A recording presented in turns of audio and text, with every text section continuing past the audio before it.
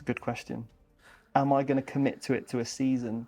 Do you think that this new Tau Codex will break the game? This is really clutch because you move over an enemy unit. What are you most excited about with the Tau Codex though? And all of a sudden your flamers are ignoring cover with AP -2. Yeah. For me, I think it's a good change. But I'm sat in a privileged position with the release of the Warhammer 40,000 tauempire Codex.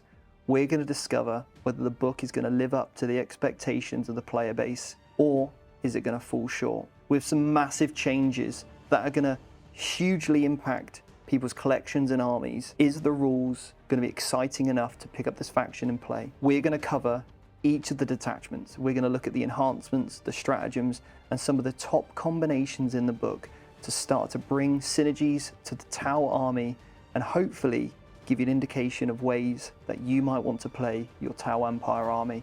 We're also going to look at how it stacks up as an internal balanced army and how it's going to shape up in the meta. Time to take a look at the Tau, Steve, and what can you tell me about the army rule? Well, first of all, thank you to Games Workshop for sending us this brand new preview codex along with all the new Kroot models, which is awesome. So thank you, Games Workshop. But we're going to remain honest with our review, as that's obviously super important for us. Now, we're going to be running a live Tau Q&A session at some point after the release of this book.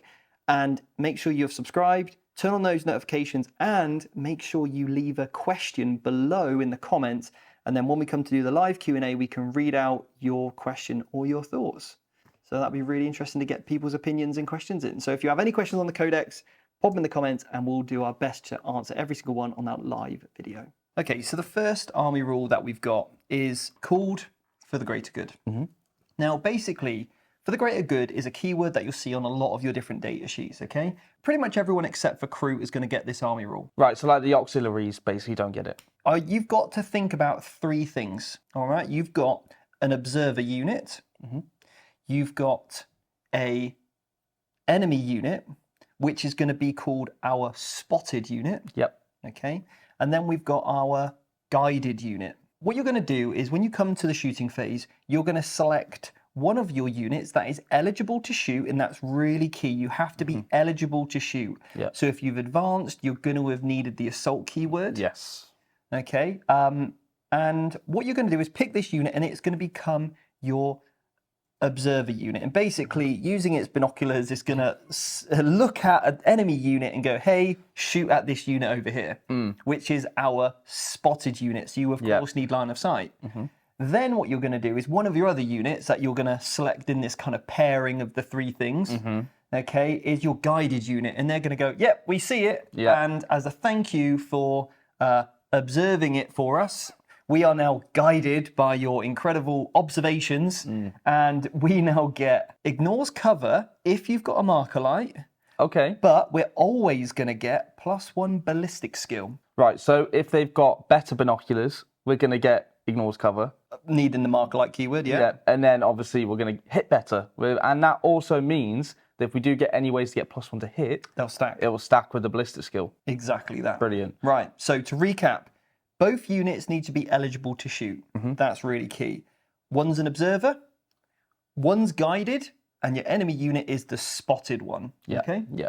Now, there is a distinction as well. Once you've been an observer unit, you cannot benefit from being a guided unit later on. Okay, so we can't start like daisy chaining this around the army. No. Right, sure. The other distinction to make as well is that if your guided unit chooses to split fire, it will get +1 ballistic skill against the spotted unit, but anything else it shoots, it will be at a -1 ballistic skill. Right. In short, don't split fire. Yeah, don't do it. Just don't do it. Now, your observer unit, they still can shoot after they've done this interaction, but they're just going to be shooting on their normal ballistic skill. Teamwork makes the dream work, basically. You got it. Yeah. Now, the next army rule, I'm going to classify it as an army rule, is drones. Okay, yeah. There are 5 different drones that you can get access to. And depending on the data sheet that you've got, each will basically dictate what drones you're allowed access to.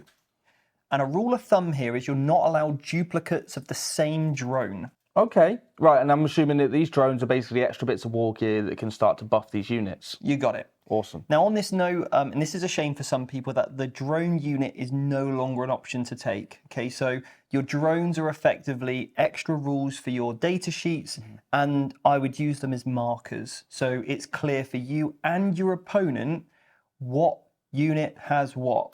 Okay. Yes, yeah. So like, although with crisis suits, you're probably going to have like 6 different marker drones or whatever they are. Try maybe just have one to represent what the unit's got or something, because they're probably all going to have the same, right? Yeah, and of course, drones are typically allocated to a model. So as models are removed, they're going to lose some of those drones. And a lot of these drones are adding benefits to your unit. Yeah, okay? exactly. So let's go over the first one. The first one's a Guardian drone. This gives you -1 to wound, and you'll typically find this on things like strike teams and breacher teams. Right, so like toughness 3 models, we're going to start to see the benefits there with -1 to wound. Awesome. The next one you've got is a gun drone. Now, I'm going to be honest, this gun drone's not going to really kill anything, but what it is going to do is it's going to give you the assault keyword. Very, very useful, okay? Yep, and very important for later on as well. Yeah, we'll come back to that. Yeah. Got the missile drone. Been toned down slightly since the index, but it's okay just to add out a little bit of extra firepower. But it now is coming in line with all the other kind of missiles of the book. Yeah, so the stat line is pretty much the same across the Codex now. This next one is the marker drone. Does exactly what we've kind of already described. Yep. It just gives your ability when you're observing to make sure your guided unit is now getting that ignores cover benefit. Which is amazing. Yep. Yeah. You've got the shield drone. Hey, have an extra wound on that model. And I believe that is all. That is all the drones, yeah. Well, from the Codex anyway. We've got different detachments in here. Okay, we've got 4 different detachments. Now, there are some massive, massive changes to a couple of different things that we probably should cover at this stage. Yes. There is no long strike. Long strike is gone. Yeah. It's just really sad for, obviously, if you do have that model. He has been in the game for a very long time. And obviously, sad to see him go. My wish is, although all the new Kroot models look super cool, I wish Games Workshop would replace models instead of just getting rid of them. Yeah. So Games Workshop, you're watching this, I'd wish if you did that, please. That'd be great. You know, and I think that's also happened for a couple of other ethereals as well. Yeah, Ornshi, Ornvar, they've both gone.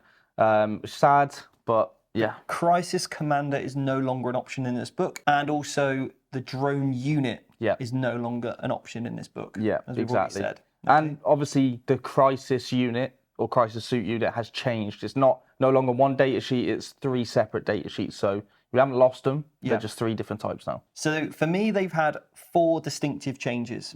The first one is that you can no longer take units of 6. It's only going to be 3-man teams only. Okay. The next thing as well is that you can only take single drones, not duplicates.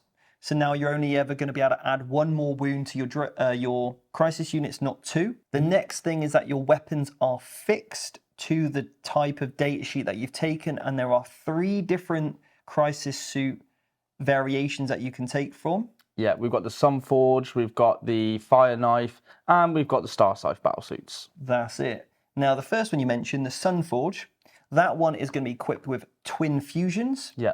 It has reroll wounds and reroll damage as its ability, and it also has a 4+ invulnerable save, and it's the only crisis team that has a invulnerable save. Yeah, it's important to note that the rerolls are only against monsters and vehicles, though. That's a good distinction to make. The next one is the Fire Knife. Yes, the Fire Knife. So these are equipped with plasma or missiles. So these guys will basically get reroll hits against units that are at its starting strength, and they'll also just get reroll 1s to hit normally. Really good self-sufficient unit. Yeah.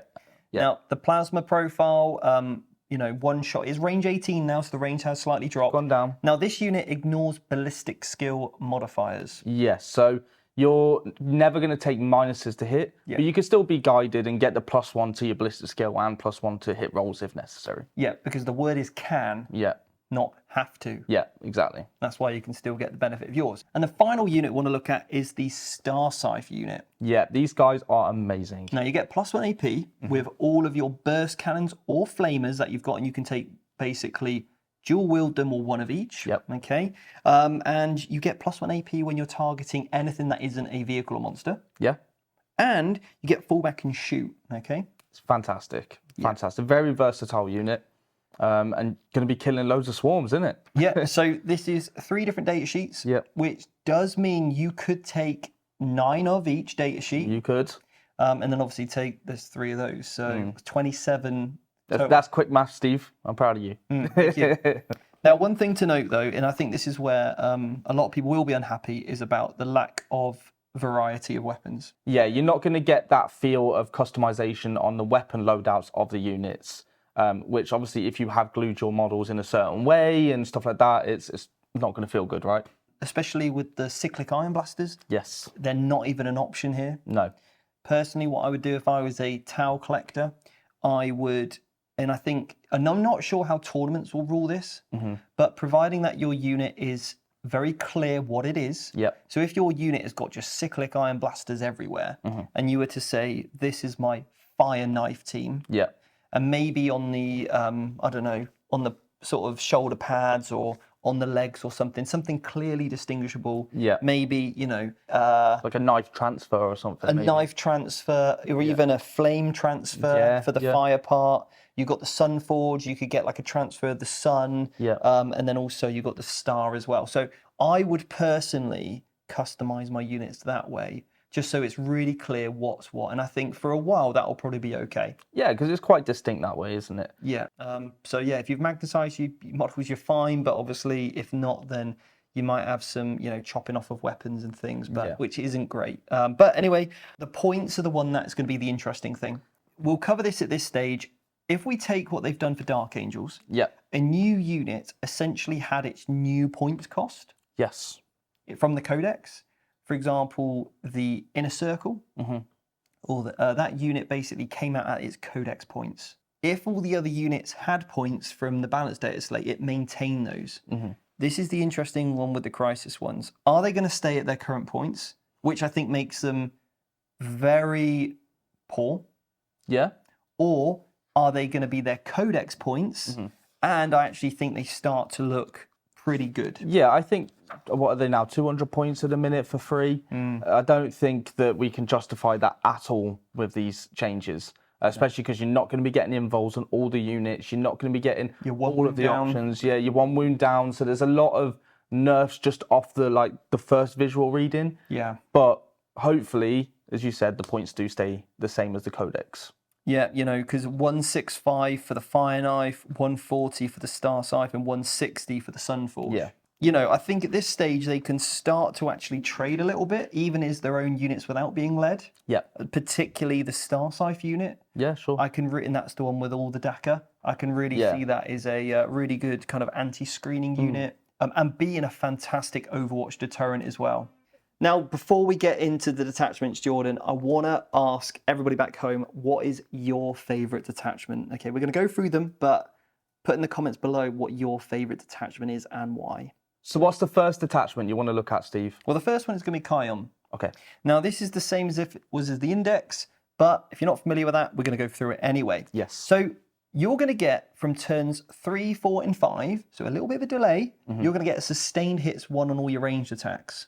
Fantastic for a ranged army. Yeah, not bad, but it gets better. When you are when you're being guided against your spotted unit, you're going to get sustained 2. Right. And that's army-wide on all weapon profiles. Yep, obviously you need to have the greater good rule, which is everything apart from the auxiliary and kroot, but really, really good. We've then got 4 enhancements for this detachment. What's the first one? The first one is the Exemplar of Kion. You get your army rule, or that detachment rule, should I say, but 1 turn earlier. So this unit, on this character, and for its entire unit, will be getting sustained 1 or 2 from turn 2, not 3. Which is fantastic on a unit of Crisis Suits and a commander, right? I think you definitely bring this in. Oh, yeah, 100%. You absolutely have to take this enhancement. For me, it's an auto-include. Yeah. The next enhancement is Precision of the Patient Hunter. This gives you +1 to hit for the bearer, and then +1 to wound from turn 3 onwards. So who do you think this will be good on? For me, I would be putting this on a commander with fusion. Yes. So turn 3, I can drop in. I'll be getting sustained 2 because, of course, I'm going to make sure that I've got an observer unit for this unit. Why wouldn't you? With that +1 to wound with all that melter, then all of a sudden with the rerolls as well from the Sunforge team, I'm +1 to wound and full rerolls to wound. It just makes this very, very potent. And it then might be a deterrent for your opponent to use like pop smoke. Yeah. Which is quite a common thing to do against Tau. So I actually think, although you are hitting on 2s, dropping in against us, they're not going to play that pop smoke ability. Yeah, So. your output is just literally boosted ridiculously high, isn't it? Yeah, or if you find yourself in combat, you can still shoot into combat, but the -1, +1... Just cancel each other out. Exactly. Yeah, love it. So I like that. Okay, next one is solid image projection unit. This allows you to redeploy 3 units or put these 3 units into strategic reserves, but unfortunately it's not after you've seen who's going first. Right, so it's not the stronger one that we're seeing currently in 10th edition. No. It, for me, is fantastic if you're beginning to play with the army. Yes. This is one I would probably start with as a Tau player, and as a new Tau player I probably will do. And then as I feel like I don't need it, I'll remove it. But it's a great way of sort of tidying up any deployment mistakes you've made. Okay, and the final one, this is really interesting. What this allows you to do is once you're an observer unit, this is the enhancement that goes on the observer unit, and you also have to be leading a unit as well. Okay.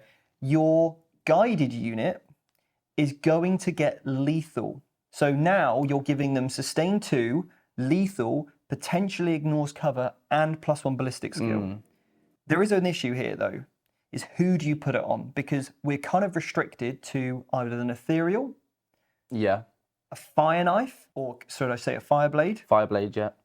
or obviously one of your crisis units. Where can you see this being the most effective? If you've got an ethereal in your list and you're able to generate more CPs each turn, you could put this on either a cold start or an enforcer, and constantly use the stratagem called coordinated to engage, which allows the observer unit to act as if they're spotted. So +1 ballistic skill potentially ignores cover? And ignores cover, yeah. The important distinction is that you wouldn't also get lethal. Okay, right. So you're giving the guided unit an extra benefit of lethal, and then you're going to get the benefit of sustain 2, ignores cover, as well as that unit that you've just guided. Yeah, because you're not being their target unit, okay, which is the Unity through Devastation part, all right, which is on the enhancement. So I also think this could be useful, though, on a crisis unit kitted out with flamers. Okay. Because the commander hits on a really good ballistic skill anyway. Yeah. So he can just shoot on his normal ballistic skill, but the crisis unit itself can have a marker drone. Yep. And also you've got flamers, so you're going to maintain full efficiency. Yes, you don't need the +1 ballistic skill, do you? You got it, yeah. Awesome. So I like that as a kind of combination sort of style. I wouldn't put it on much else, because if you're putting on a unit of breachers and a cadre fireblade, for example, it's only going to kick in, pretty much from sort of turn 3 onwards. Are they going to be alive at that point? Exactly, yeah. Yeah, they're very squishy. So you got to just kind of think about that, because you're going to tee this up with the sustain 2 and the lethal. Yeah. Are you going to be able to get there is the issue. So I think with coordinated to engage, which is one of the stratagems, you're probably fine as long as you've got that CP management. Now, one thing on Farsight is that if you do take Farsight, you cannot take an ethereal. So in this detachment, you need to decide what you're going to do. Yeah, are you going to take Farsight or not? Yeah. So the first stratagem is a tempting trap. What you do from turns 3, 4, and 5 in your shooting phase is pick an objective in no man's land, and any enemy unit that is on there, you get +1 to wound against. You don't even need Farsight. It lasts until the end of the battle. Oh, right. So we definitely don't need Farsight. No, you do not need Farsight in this detachment. So yeah, fantastic. Yeah. Because there's nothing stopping you playing this multiple times as well. Yeah. Awesome. That's really good. Yeah, I like it. Next one is called Point Blank Ambush. When you're within 9 inches, it's 1 CP. In your shooting phase, you can get +1 AP on your unit. Oh, that's really strong, actually. Yeah. Really strong. Really good combo here with that Star Scythe unit. Again, for me, you're already getting that +1 AP. Yeah. That Flamer unit that might have had through Unity Devastation, bring it up. You can be an observer, you can flame a close unit, spend a CP here, and then all of a sudden your flamers are ignoring cover with AP -2. Yeah. With 6d6 shots. 6d6 shots. If you have the commander, it's 10d6 shots. Could be even more, yeah. Yeah, like there's so many. And then if you did play a tempting trap, you've also got +1 to wound on an objective marker. Yep. That's literally just deleting whatever it looks at. It's got some good combos there, yeah. You can start to see the synergies build up, and I think this is where the customization really comes in for the crisis units. Yeah. Okay, next one is combat embarkation. If a unit of infantry is charged, if you're within 3 inches of a devilfish, you can jump back inside it instead. So the repulsor ability. Yeah. Awesome. Yeah, it's pretty good. I like that. Photon grenades, in the charge phase, you can just make your opponent -2 to charge. Who can do this one? This is one tauempire grenades unit. So probably like your breachers or something like that. So like the little infantry squads. So the next and final one is Wall of Mirrors. At the end of your opponent's fight phase, you can pick up Shadow Sun or a unit of stealth team or a ghost kill, and you can put them into strategic reserves. Really good mission play there. Yeah, I think with those stealth teams, that's exactly where you'd be using this. You could even use it to get line of sight, to get some observing going on for someone. Yep. Yeah, there's a lot of plays coming into my head now, mate. And again, just make sure you're looking out for those restrictions of when you can use these, like point blank ambush and also attempting trap. They can only be used from turns 3, 4, and 5, which match your army rule. Yeah, so your whole play is going to be very like timid for the first few turns, and then you're just going to be going all out offense. Okay, next up is Montcar, the next attachment. Right. Now, Montcar, this is super aggro, super aggressive. Now, your detachment rule is kind of very opposite to Kion. All right? Yeah, you're going to see a familiarity here. Yeah, it's like the yin and yang, isn't it, of the Tau Empire? You got it. This is called Killing Blow. You get lethal hits on your units from turns 1, 2, and 3. Okay. So obviously it's the front half of the game rather than the latter. Yep. And you also get Assault. Ah, right. Okay. Okay, I'm seeing a few. Hang on a minute. So you're only Assault when you are guided, though. So how do you get guided if you're not eligible, if you're advancing? How does that work? Yeah, so this is the really important distinction to make, remember. When you are being guided, you have to be eligible to shoot. Yes. Now, if you've advanced and you don't have the Assault keyword, then you're not actually going to be able to trigger being guided at all. Yeah. Therefore, the only way to get Assault on your units is to take one gun drone. Gun drone. Yeah. Okay, and allocate that to a model. So therefore, you always maintain the Assault keyword on your unit. So as long as one model's got that Assault keyword, now you can be eligible to be guided. Yeah, yeah. And then all of a sudden, the rest of the models in that unit, now you've advanced, gain the Assault keyword on all the other weapons. I think it's important then, if you're going to do that and you're going to put it maybe just one-on-one model, to have the actual model represented with the drone next to him, right? Or have it on the commander. Or have it on the commander. And just say, obviously, the commander will be the last model to die. Yeah. Or keep it similar and go, cool, I've got a gun drone on every model. Yep. However you want to do it, keep it simple for your opponent. That is key. Be a great opponent. Exactly. Okay, enhancement-wise, we've got the Exemplar of Montcar. Now, what this allows you to do is trigger your lethal and assault for one more turn, so into turn 4. Literally the opposite of the Kalyon one. Yeah. Yeah. Less useful, though. Okay, how come? You already want to be playing the game in turns 1, 2, and 3 as much as you can. Yeah. You're relying on this unit to still be alive to get the benefits of this. Ah, I see what you're saying. Yes, that makes sense. You've only got a 3-man team. They're not going to be that durable. Do they make turn 4 is the question. It's not bad if you've gone second in the game and you bring this unit in turn 3. Yep. Then it's useful. So just consider your timing of when you're bringing in these units with this. Otherwise, you might not need it. Okay, next up is called Strike Swiftly. You can pick 2 units within 6 of the bearer, and then they can both gain the Scout keyword. Okay, very aggressive. Yes, you can have 2 of those Crisis teams Scout moving 6 inches straight away. Very good.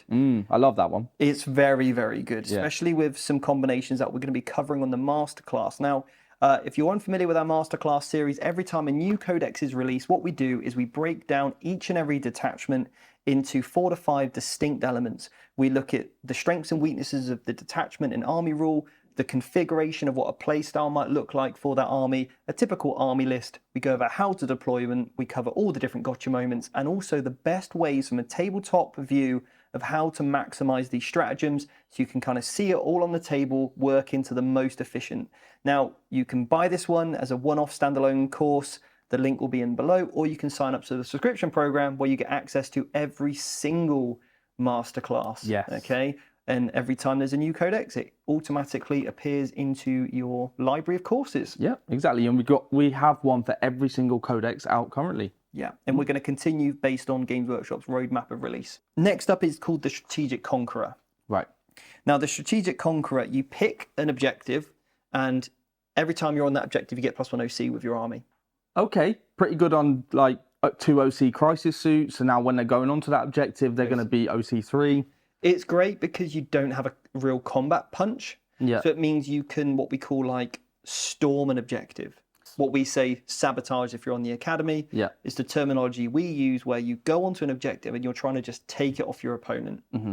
Okay, but I'm seeing one negative thing here, though, is that it kind of roadmaps to your opponent where you're going to go. So if you say, I'm going to have that objective for my +1 OC, they kind of know your crisis suits are going to be going to that one objective, right? Yeah, I mean, it could be anything that goes on there. But obviously, if you look at a typical map layout, let's say we take a look at the UKTC, you've got one objective, which is typically hidden in no man's land, which is normally a ruin that you're able to defend from. Yep. So it's probably not going to be that one. No. The middle one is open. There's no cover, yeah. There's absolutely no cover, which is great just to shoot everything off. The final one is half exposed, but your opponent will be stood behind it. Yes. And there's also minimal footprint for your opponent to actually stand on it. So they'll be hiding, so you can't shoot them, which is one of the big limitations when you've only got a shooting army. Yep. And now I would go, cool, that's the one. Yeah. So now every time I put models on there, I'm just going to take it off my opponent every time. Yeah. This is going to force them to have to come out from that cover. So I see a lot of play with it. Yeah, all right. I like it. In fact, it's straight away shot up in my estimations from even before recording this. So, Yeah, I like it. I like that a lot, yeah. Awesome. Okay, then the final one. This is the opposite to obviously what we spoke about earlier. Yeah. When this model is observing, Okay. the guided unit gets sustained. So it literally is the direct opposite of the previous one. Yeah. Who Great. you put this on, again, is a question. Do you put it on that flamey unit? Because you don't have that coordinated strike here. So you can't gain the benefits of being a guided unit. Yeah. You don't have access here. What you do have, though, is, for example, a unit of breachers that are going to be in the fight maybe turn 1 or turn 2. Yep. Now's a great time to potentially use this. Yeah. Or, again, on that flamer team as we discussed earlier. So I think there's some interesting plays here. What I like about putting this on a Cadre Fireblade is that actually breachers hit on 3s naturally. Yes. And of course, there's still easy ways to give that unit full rerolls to hit and full rerolls to wound. Specifically in this detachment, there is a stratagem for reroll wounds. Now, the one thing I like about the breachers being the guided unit is that they hit on 3s naturally. Yep. Okay.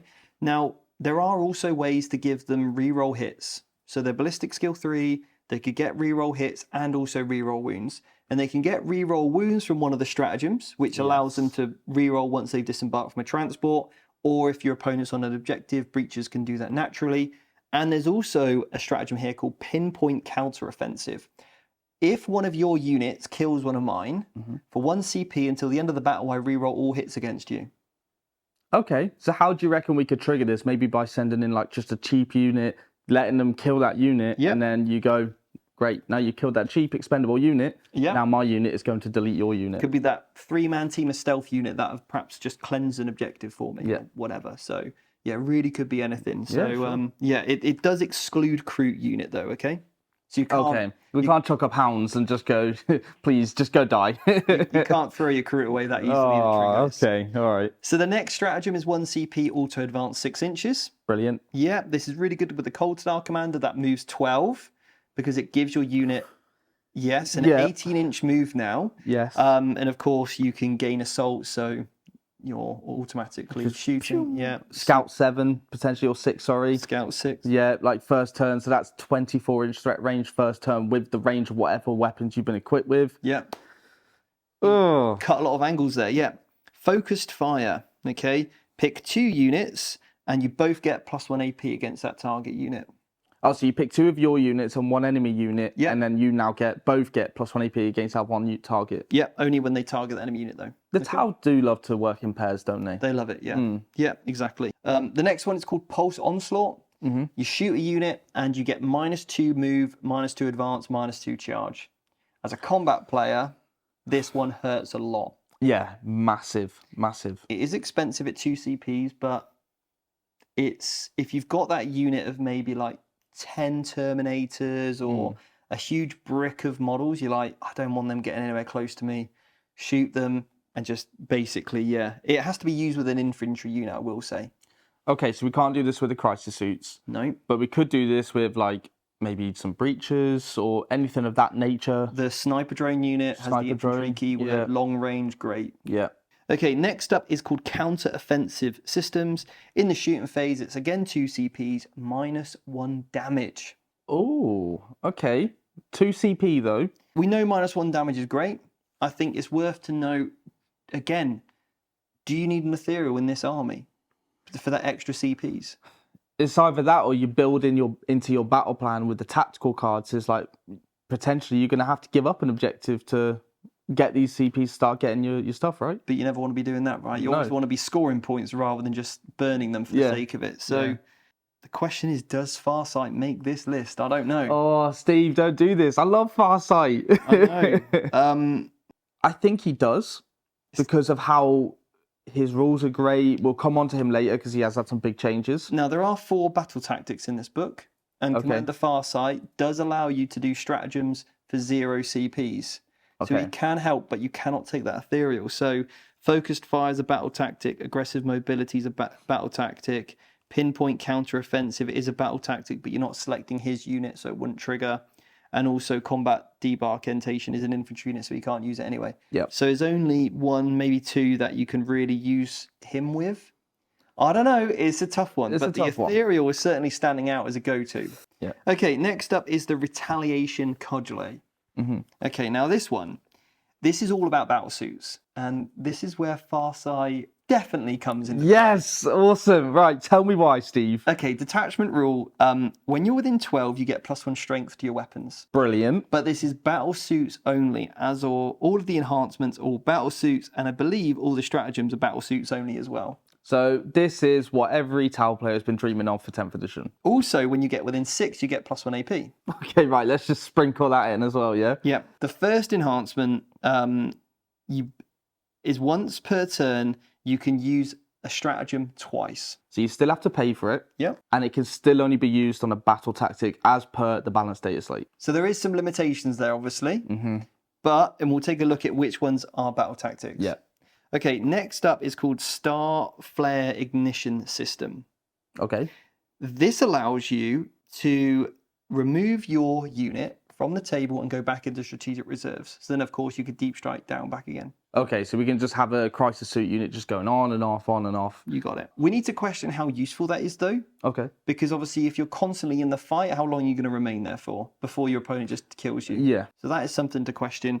The next one is called internal grenade racks. You get the grenade keyword. This is really clutch because you move over an enemy unit. You roll 6 dice on a 4+, you do a mortal wound, just like you do with the grenade stratagem. Okay. So you could move over somebody, do a potential, 3 mortal wounds on average. Yep. Then chuck a grenade for 1 CP. Yep. Cool. You've done a potential another 3. Okay. All right. Now, there's another stratagem which I'm going to cover here. In your shooting phase, once you've shot, you can move again. You make a normal move. And this enhancement doesn't specify that it has to be done in your movement phase. It just says when you make a normal move. So we can trigger it again? Yes, you could do whatever your shooting damage is, plus 9 more 9 mortal wounds on average. And a maximum of 18. Yeah. Well, minimum of 0, but yeah, sure. We're going to get 0 to 18. It's a lot of mortal wounds is what we're saying, okay? Yeah. Yeah, boom. It's very good. Drop the mic. Yeah, the next one is prototype weapons. For the bearer, you can have lethal or sustained. This codex is just littered with lethal and sustained, isn't it, Steve? It really is. I don't know how many of these are an auto include. No, I think the mortal wounds is great. That one is an auto include. Yeah. But then the other 3 are going to vary depend on which ones are battle tactics. In that last one, only does affect the bearer. And without full rerolls to hit or critical hits of 5, is lethal and sustained good on one model? I don't really know. It's probably only good on the with sustained onto the Cold Star, which has all the burst cannons because you're getting 20 shots in total. With sustained and lethal and get loads. You won't get lethal, be one or the other. And that's what you got to weigh up. Is it maybe you've got the points left? Sure, put it in. Yeah. Okay, so the first one is called Failsafe Detonator. It's 2 CPs. You roll a dice when you have deadly demise. And if you don't want to explode, you can choose to ignore it. And if you haven't exploded and you want to, you can choose to explode.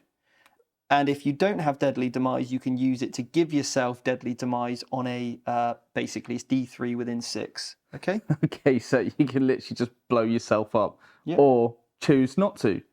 Yep, and Okay. it's each unit within a 4 up as well, so it's not as good as Deadly Demise, which automatically happens. Okay, so let's say your Riptide's on 1 wound. Yep. You run him up into your opponent's lines, and you spend 2 CP for this. Yep. Your opponent obviously kills it. Mm-hmm. You can then just go call on blowing up. Yep. And give D6 mortal wounds to everyone within 6. Yep. Oh, okay. Or your opponent doesn't kill it. It's really. And it just stands there and just goes bang bang. Yeah, Yep. cool, nice, like it. Next. Okay, next one is stim injectors, and this allows you to have a 6+ feel no pain on your battlesuit unit. Nice. Okay. Okay. Good. Next up is 2 CPs. Again, I'm not seeing a single battle tactic just yet. This one's not either. Okay. Sure. This allows you to set up just outside of 3 inches, Ooh. which now brings you inside 6 inches for +1 AP, That's the +1 kicker. strength. It now brings you in melter range of 9 inches. It also brings you inside Farsight's 9-inch +1 to wound aura, Yes. or ability, should I say. So there's 3 or 4 abilities triggering there, depending on the unit that you bring it on. Well, the Sun Forge is just screaming at me right now, just Yeah. to go, please drop me within 3 of Farsight and just nuke whatever's there. I mean, I like, for example, the sound of 6d6 flamers, or even just 24 burst cannon shots. Yeah, with Yeah. +1 strength. Yeah, +1 AP, Yeah. and also +1 AP from this their own internal ability. So now they're AP2, 1 damage. They'll be hitting on 3s or automatically hitting, potentially ignoring cover as well. It's pretty spicy. With +1 to wound, it's good. Yeah, you can literally take your opponent's home objective. Just watch out for those pesky infiltrators. There is also that. Yeah. That is true. Okay, next up is a 1 CP stratagem. This is really good. This is a battle tactic. So this is one you could use again, Okay. but it's only good against 6 or more models. Oh. Against 6 or more models, you get sustained 1. Against 11 or models, you get sustained 2. So it's kind of like a good anti-horde clearing stratagem. So Farsight with burst cannons on your Starside Crisis Suits. Yes. Good combo. You can use this multiple times. Yeah. Yeah, Because awesome. he can do it for free. Yeah. The next one is called the Torch Star Gambit. Now, this one allows you to move again. Or This- make a normal This is move, the one you mentioned earlier, right? but you can't charge. Cool. No problem with that. Yeah. The next one is then called the Grab Inhibitor Field. If you make a charge, you roll a dice for each of your models in your unit, and then on a 6, you suffer a mortal wound. So, again, it's good against Horde, but you might do 3 mortal wounds against a unit of 20 boys, for example. Yeah, not the best. We're probably not going to see it, to be honest. No, there are, for me, the failsafe detonator at 2 CP is going to be situational. Yeah. The sustained is situational. The coming in outside of 3 inches is probably something you're going to build into your game plan. Yeah. Maybe for 2 turns. Again, moving constantly. The shoot, move, jump, you're using that all the time. And the stim objectives, you're definitely using that all the time. So Yeah. I think between those 3, that's where majority of your CPs are going to go. Yeah. And for me, I can't see the use of the pure tied Ingram chip because it's only going to be potentially those battle tactics you're going to use twice. Yeah. Yeah. Well, the one battle tactic, right? It's not that great in this detachment. It probably would have been better in the Montcard detachment. Yeah. But yeah, it seems like a bit of a mismatch there, doesn't it? It does, yeah. Okay, so next up, then the last attachment is the Kroot Hunting Pack. I've been so excited for this one, Steve. Yeah. Now, this one, you get +1 to hit for all of your Kroot units when you're targeting a unit under the target's starting strength. I like that it's the enemy being under starting strength and not your unit. Then if your opponent is below half strength, you get +1 to wound. Okay, cool. So if we can start getting some attritional warfare going on with these guys, we're going to start to see our stats like improve, aren't we, over the game? Yeah, you just got to be alive long enough to use it. So that's the only downside. Yeah, true. They're not exactly very well armored, are they? Well, speaking of which, as a Kroot model in this attachment, you actually get a 6+ invulnerable save against melee attacks and a 5+ against shooting. So that's not too bad. Remember, most Kroot units as well have the stealth inbuilt. So, you'll often be getting like the benefits of cover. Yeah. You'll be getting stealth, which is obviously -1 to hit. That's not too bad. Yeah, no, I really like that, actually. Then also your carnivore units gain the battle line keyword. Well, I'd expect that really in the Kroot detachment, but I think we're seeing 2 rules here, which is different to any other detachment because none of them have for the greater good. Yeah. So none of them are going to be able to spot or guide or anything like that. So you get 2 detachment rules in effect. Now, you're not limited, though. You can still take some other Tau units, and they'll still get the benefits of greater good. Yeah. They just won't affect anything that's kroot. Now, there's 4 enhancements. The first one is that you ignore cover with your unit, and also enemy units cannot set up within 12 inches of you, of that model, not the unit. It's quite good. Okay, yeah, quite good. I'd definitely put this in. Yeah, definitely. Also, remember, Dark Strider has this same rule. So you could have 2 models with that deep strike bubble, which obviously they're only going to be on small bases, so they're not going to be like massive footprint to be able to get a big area like blocked out. But having a couple of them would be much better, right? I definitely think so. Yeah, I can see the play there 100%. So the next one is called Nomadic Hunter, Trail Shaper only, +3 on your move, and also you get the assault keyword, so you can advance and shoot. I mean, the most important thing there is +3 move. Yeah, it's great on a charging unit. Yeah, assault is great for mission play, but overall, it's literally there to make you guys move faster. Yeah. Next one is for a Kroot War Shaper. You get all of its equipped weapons have precision and devastating wounds. Okay. If you've got some spare points. Why not? And then finally, the last one is, this is an absolute auto-include Flesh Shaper. You get crits of 5s. Having this is great, Yeah, no, I think there are 3 really good enhancements there. Yeah. So you're spoiled for choice. You are, yeah. Okay, next one is 2 CPs. And this stratagem allows you to replenish and recycle a unit. This won't affect the Kroot Riders, so it's only going to affect those hounds or infantry. The next one is 1 CP, a Trap Well Made. All right, now what this allows you to do is, once you've targeted an enemy unit with an attack, then you get +1 AP, okay? From any Kroot model from your army that targets that unit. The only consideration, or you need to factor in, is that you can't use it if your unit is battle shocked. Okay, so one of your guys shoots an enemy unit. Yeah. And then the rest of your army gets +1 AP against it. Yeah. Does it work in combat as well? It does as well, yeah. Okay, so you could just, basically, you're going to use like a cheap unit just to do some, like, I've hit you, now everyone else is going to be hitting better. Yeah. Right, send the Kroot Hounds in, they can trigger it, and then happy days, yeah. Okay, EMP grenades. Shooting or the fight phase just after an enemy unit is selected to shoot or fight. It's 8-inch range, Kroot grenade unit at a vehicle makes it -1 weapon skill and -1 ballistic skill. Okay, so key thing to note here, we did say that all the Kroot have stealth. Yeah. -1 to hit. Yeah. So now -1 ballistic skill means that effectively -2 to their hit roll when vehicles are going to be shooting your Kroot units. Yep, and remember, if you've trapped them in combat, big guns never tire, that's another -1 to hit. So if they've got any way of getting +1 to hit, maybe they've got heavy or something like that, then they're probably Space Marine units are going to be hitting on 5s in the shooting phase. You love to see it. Okay, talking of not getting shot, there's another stratagem here. 1 CP. When you target a Kroot unit, you can say, no, you can't shoot me unless you're within 12 inches. So we can make our units lone operative, right? You got it. So what I'm seeing from this detachment is it's very anti-shooting. Yep. And it's just a horde of Kroot being able to just hit very hard. Yep. Next one is you're allowed to basically fall back and shoot, fall back and charge on a unit. And then finally, in your opponent's next command phase, you sort of trigger this in the fight phase, basically, once you've destroyed 1 or more enemy units that phase. In your opponent's next command phase, each enemy unit within 6 of your unit must take a battle shock test.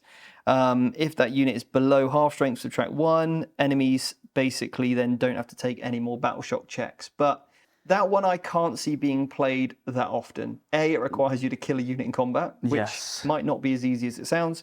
And 2, sure, it could be effective, but are you really going to want to put... It's going to depend on your opponent and their leadership. This is it. It's like Space Marines and like Custodies, you're not going to do it against, right? No. It's hard enough to kill Custodies as it is, let alone killing them and then forcing another unit to take battle shock. So it genuinely is going to be very situational, but you have so many others to choose from, which is good. The detachments sound great, but we have had a few changes on the data sheets. Yeah.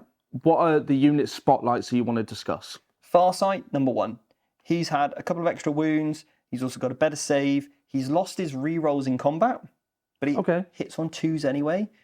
He does give your unit that +1 to wound still within 9 inches, but also he allows you to do that battle tactic for free for 0 CPs. So it's probably more useful than the rerolls in combat, but I genuinely think that Farsight has had a massive glow up, and it's amazing to see because his model is beautiful, by the way. yeah. And yeah, it's cool to see Farsight actually have a role in the Codex again. Yeah. The Enforcer Commander, I think it's worth talking about some combos here. We've already spoke about Farsight leading either that unit of Melter units, just to make sure they're really potent, doing the job that they're designed to do with those reroll wounds, +1 to wound, reroll damage with all the melters. Yeah, he absolutely goes with them. He makes that unit of monster killers real killers for the few amount of shots you're actually going to get. Yeah, 100%. This Enforcer Commander, he gives you the ability to worsen armor penetration coming in by 1. On him and his unit? And the unit. So you get armor of contempt on your Crisis squad. Yeah, this is great with, for example, the Fire Knife unit that is ignoring all the weapon skill modifiers, getting its full rerolls to hit, standing back a little bit with maybe the missiles, and at a much longer range, just contributing to the game for a long period of time. Yeah, no, I agree. For me, that's kind of who I'd be using this commander with. But the Cold Star is probably a standout. Yes. Now, what this allows you to do gives you 12-inch move instead of 10, and also you get a assault on all of your weapons and your unit's weapons. Okay. Very good. So this is really good, especially if you're playing Carrion or the Retaliation Cadre, because the commander, well, the Montcar already gives you... There's ways of already getting assault on the units. You don't need his ability there, do you? Mm-hmm. Okay. Exactly that. Yeah. We've then got, like, obviously the weapon gear, the shield generated to give your commanders a 4+ invulnerable save. I'd probably say is an absolute must. Yeah, okay. No, 100%. And then you can choose if you want fallback and shoot, or you can have ignore modifiers to the hit roll. What would you pick? Well, I think with the Cold Star, if I'm leading that Flamer team, I'm going to probably just go for, well, I don't need the fallback and shoot anyway. So I'd probably just go for ignoring modifiers, and it would only affect me of all my burst cannons. Yeah. If I was going with that full Flamer team, because I'm already getting the fallback and shoot ability. If I was with the Enforcer, then potentially I'd be going for, because I'm already getting the ignore hits from the unit that I'd be joining it to, I'd go for the, being able to shoot in a turn which I fell back. Is it just modifiers for ballistic skill and weapon skill? It is, yeah. Okay, right. I was going to say, if it's the other one, then it would be very strong. It would be an auto include, every time. Okay, Cadre Fireblade, he's great, gives you +1 attack to all your shots. Dark Strider, for me, is another little auto-include. Lovely little tech piece. Again, we'll be showing you some really cool tricks with him and the way that you can really maximize that scout keyword. The strike team have had a change. Once they've hit a unit, they now suppress them so that their target enemy unit, providing it's infantry, is going to be -1 to hit. Okay, brilliant. Shooting and fight phase. Yeah. Okay. The breaches stayed as they were for those rerolls on objectives, but a good little damage output unit. They are ballistic skill 3, which makes them a good observer unit while still shooting. So for me, I like them. Okay, we've already spoken about the Crisis suit changes. They're obviously pretty significant. The stealth battle suits, these guys have definitely had a glow up. When they're observing, they give you +1. When they're observing, they give you reroll 1s to hit and reroll 1s to wound. That's massive. Yep. Actually. Yeah, okay. I can see these being in every single Tau list. Yep, they're nice and cheap. You can rapid ingress for 0 CP within sort of 3 inches of them. Yeah, they're really good. Love it. Okay, the Ghost Kill, still fantastic. He's been amazing in Index Hammer. We've seen him in most competitive lists. I think we'll continue to see. It's great. Pathfinders are able to spot or observe 2 units. And they can also have some equipment to give them infiltrate as well, okay? So they're a good little tech piece. Yep, and there's also a way if you give them a marker drone, then of course they're ignoring cover, which is an auto-include. Then the next thing you might want to do is either give them infiltrate with the recon drone, which is specific to this unit, or they've already got inbuilt Scout 7. Again, little trick here that we're going to show in the masterclass. And you might want to take a gun drone, so now you've got assault on your keyword if you're going Montcar. Yeah. So this is where it gets really interesting with the combinations that you take depending on the detachment. Yeah, I think this is what the Tau have always been really good at, is just the customization options with your units, teching it out to be how you want to play on the battlefield, which is cool. I can't even believe I say this. I actually want to play Tau. I know, Steve. I know. Gone are the days of you not wanting to play Tau. Now you've seen this book, and we've got Stephen Box excited to play Tau. I know. Big steps. The Farsight Marksman's team still in here. The Vespid Sting are still in here. Yeah. Which are, I think people are surprised by. Yeah. The Kroot Trail Shaper gives you the basically the ability to sort of counter move when your opponent comes within 9, and also gives you 3 units to redeploy them after knowing if you've gone first or second. Yep. Remember, what you can do is redeploy your 3 units and then scout move them all. Yeah, which is massive. It's a really, really strong ability. It is only on Kroot though. Yep. So you couldn't redeploy Crisis Suits or stuff like that. But when you're doing the Kroot detachment, defo take one of these. Yeah, or even just a Kroot. Or just Kroot, if you have Kroot units. If you've got 3 Kroot units, absolutely take this, To being able just to, scout and all that kind of stuff. Definitely. Really, really good. Okay, the Kroot War Shaper.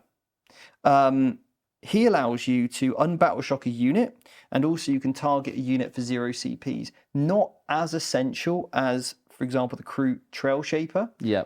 Then you've got the Kroot Flesh Shaper. What he gives you is sustained 1 on your unit, okay? And he gives you a 6+ feel no pain and potentially pushes up to a 5+ feel no pain once you've killed a unit. This guy is obviously going to be really good with the crit 5s enhancement. Yes, you put him into every single brick of carnivals you take. Yes. Okay, you absolutely do. The Kroot Lone Spear is the lone op, basically guy riding like a lizard and a slug have kind of mated. A lizard, a lizard slug. Sluggy Slug lizard? Yeah. Yeah. Yeah, that's the one. Sliggers. Yes, sluggers. No, that's the orc guns. They're not riding orc guns. So he's a lone operative. Okay. He can shoot and move. Yeah. And then once he's targeted a unit, until the end of that turn, you basically reroll hits against it. So you can get crits on 5 or 4 rerolls to hit, and also sustained. Brilliant. It's a good combo. Yeah, very, very strong. Kroot Carnivores you can take in 20-man units, and also they've got sticky objectives. What's not to like about that? They've had a massive glow up. OC2 now as well. Yeah, really, really strong. Really strong. And they're not the best, but when you start to pile on all these bonuses with the characters joining them, with the detachments, and +1 AP, +1 AP, they genuinely start to rack up. Yeah. And at that point, you go, "This is a threat." Yeah, I might be tempted to take 3 units of Kroot in a normal Tau army with the one guy that gives me the ability to redeploy them. I might do that. They got scouts. I'd actually have him on his own as infiltrating, just to block out my opponent from infiltrating, and then he can redeploy all the Kroot and they can scout move into position to block charges and sticky objectives. But they're definitely essential in every list, I think. Just 1 unit for sticky objectives. Yeah, I would agree with that, Krootox Riders, they're not amazing, if I'm honest. No, it depends on points and whether or not, if you're doing the Kroot detachment, depending on points, because in the Codex they're only 45 points, so they could be useful for maybe objective units, maybe potentially using them to go and do cleanse or something on an objective. But as a data sheet, dreadful. Yeah, I agree. Yeah.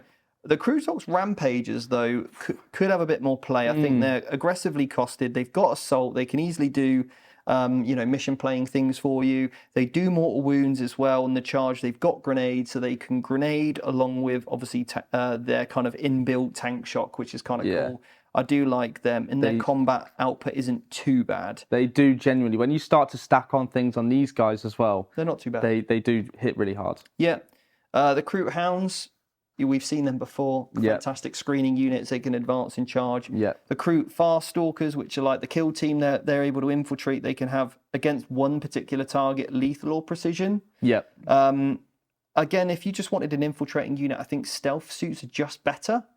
Yeah, definitely. I just think they offer a lot more. But of course, if you're taking the Kroot detachment, then maybe you take a unit just to kind of block out where you want all your... You can string them out. There's 12 models in the unit, right? And I would probably string them out. Again, we're going to cover this on the masterclass, exactly where you put them. Yeah. But that's that. A couple of little standout units that I want to talk about. Broadsides are still great. Riptides are awesome. Hammerheads still do the same thing they've done. So a little cheeky shout out I do want to mention just to the Skyray. Twin link now, so it can re-roll its wound rolls and it re-rolls its hits against flies. So It's not too bad. It's strength 14, -3, d6 plus 1 damage. Yeah, It's all right. great. Chuck one in the list, see, I'll have some fun with it. Why not? And then finally, this is Dave Colmell's suggestion, who does our podcast, is a secret little thing he likes, is the Razor Shark Strike Fighter. It's A flyer? Yeah. Wow. It comes with a whole array of guns. Okay. Okay, it's got the accelerated burst cannon. It's got a quad iron turret, overcharged is 8 shots, strength 8, -2 damage. Okay, and a seeker. Now, when it targets units on the ground, i.e. that can't fly, it gets +1 to hit. Then you make it a guided unit. Now it's hitting on 2s. It's not too bad. Okay, that's not too bad at all, actually. Yeah, Yeah, I quite like it. it's pretty good. You're convincing me. It's all right. Yeah, good shout, Dave. Yeah, good it's a shout. nice little cheeky one not many people are talking about. And that's it. That is the Codex. Yeah, we're not going to talk about the fortifications. No. Just move past that one. Yep. Yeah. Do you think that this new Tau Codex will break the game?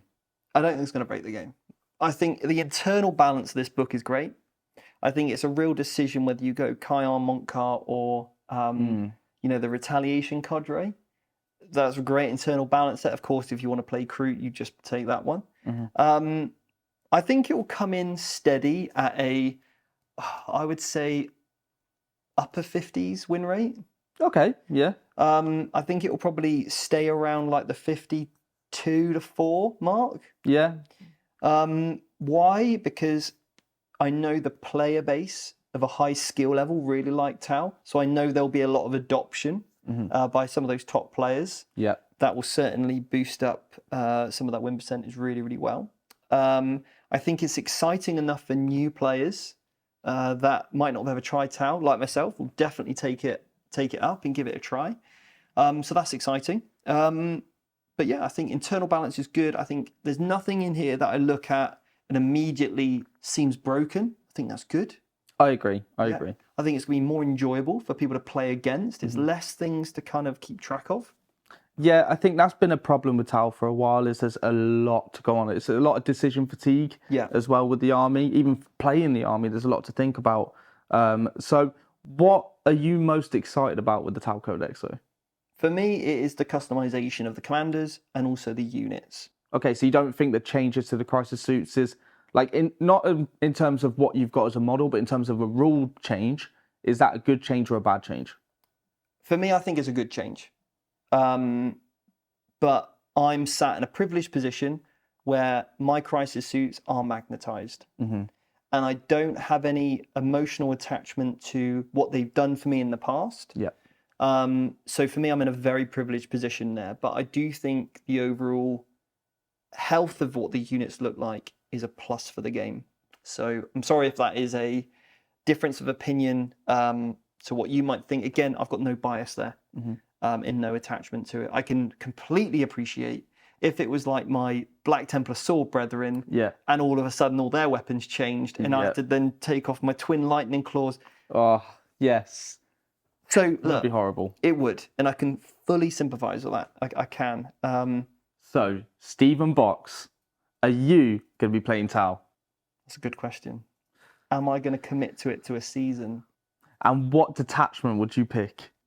I could commit to Tau for a season. Because of the Codex? It could be one of my 3 armies. Yeah. I don't want to commit on the detachment because I want to try them all. Okay, so you're excited about all the detachments? I'm going to start with Montcar, and we'll go from there. Okay, nice. So Jordan, thank you very much. No, thank you. And thank you everyone back home. We'll be interested to see all of your questions for the live stream and also what you think was the best attachment. Final thing is, if you want to check out our masterclass, then the link is below and you can get signed up for the waiting list for the masterclass, or enjoy the subscription program already and check out all the other great masterclasses we've got on all the other detachments. So until next time, may the greater good be with you. No, Steve, it's for the greater good. Oh, That's the one. okay, sure. Yeah, we'll go with that.